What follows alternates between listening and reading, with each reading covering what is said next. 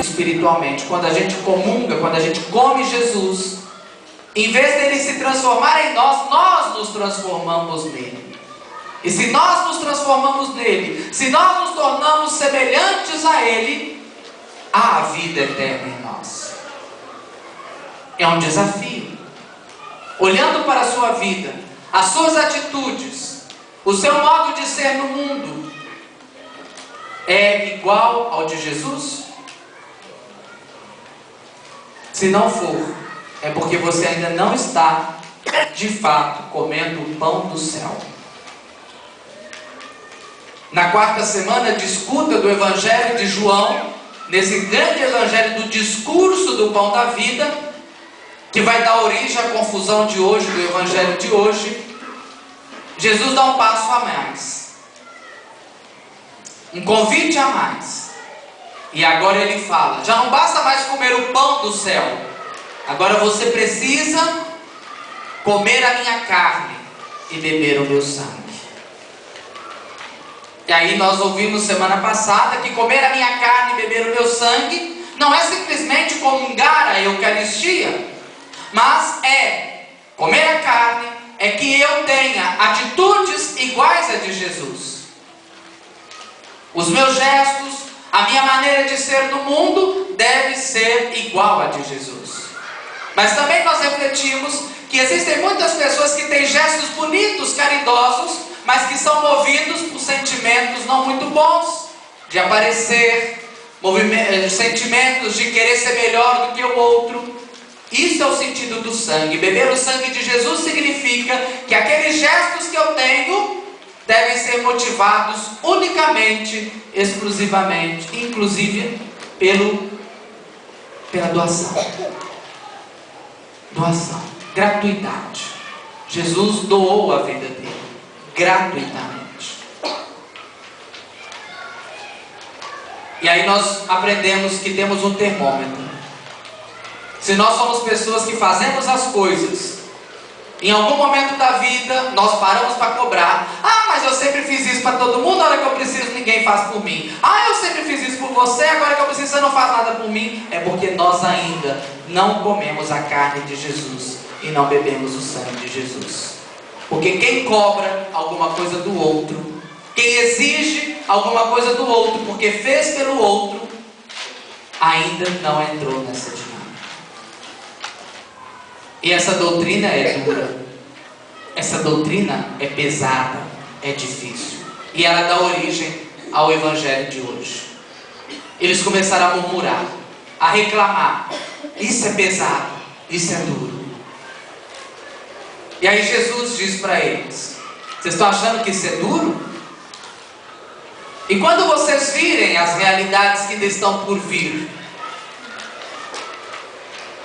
a forma de ver o mundo na carne, de olhar só as realidades do tempo presente, isso não dá vida não. O que dá vida... E aí diz o texto que muitos daqueles que seguiam Jesus, muitos que eram discípulos de Jesus, foram embora, porque não quiseram, não conseguiam caminhar segundo a revelação de Jesus. Aí diz o texto que Jesus olha para os apóstolos e pergunta assim para eles: vocês também querem ir embora? Ou como a gente diria no ditado muito nosso: a porta da rua é serventia da casa. Vocês querem ir? Pode ir. E aí Pedro faz uma belíssima profissão de fé: a quem iremos, Senhor? Só tu tens palavra de vida eterna. Olha, irmão, irmã, o mundo nos oferece muitos caminhos, porém o caminho do mundo, que nos promete felicidade, que nos promete alegria, que nos promete bem-estar, é um caminho que sempre vai nos levar à dor, porque é um caminho de ilusão. É um caminho de ilusão. Jesus não promete um caminho fácil. Muito pelo contrário, ele disse: esforçai-vos por entrar pela porta estreita. O caminho é difícil. Quem quiser me seguir, renuncie a si mesmo, tome a sua cruz e siga-me. O mundo fala assim: larga a cruz. Para que sofrer? Fala até bonito, né? Deus não quer ninguém sofrendo não. Chuta o balde do seu casamento, chuta o balde do seu filho, chuta isso, chuta aquilo. Não, porque Deus quer que você seja feliz. A ilusão do mundo. Jesus não ilude ninguém. Jesus fala a verdade. E a verdade de Jesus é pesada. Não é fácil.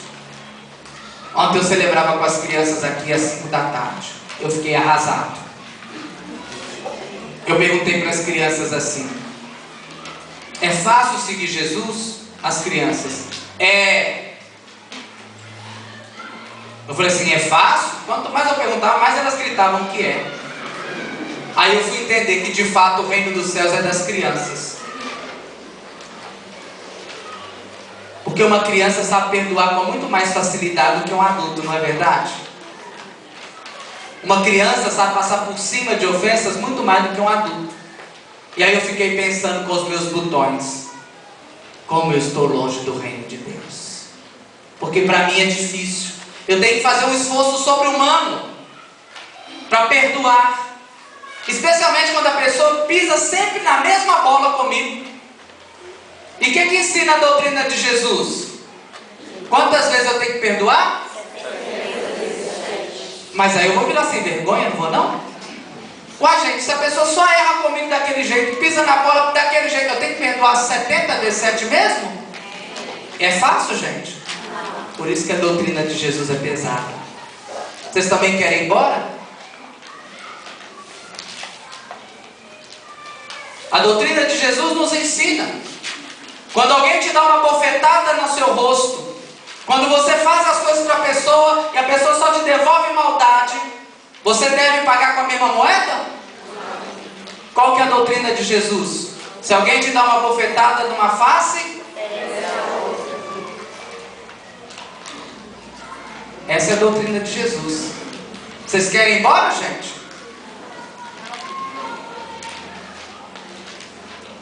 A doutrina de Jesus fala assim para nós: abençoai aqueles que vos perseguem.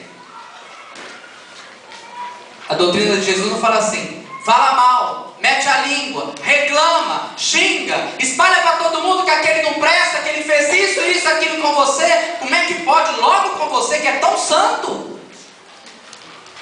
A doutrina de Jesus fala o quê? Abençoe aquele que te faz mal. Vocês querem ir embora, gente?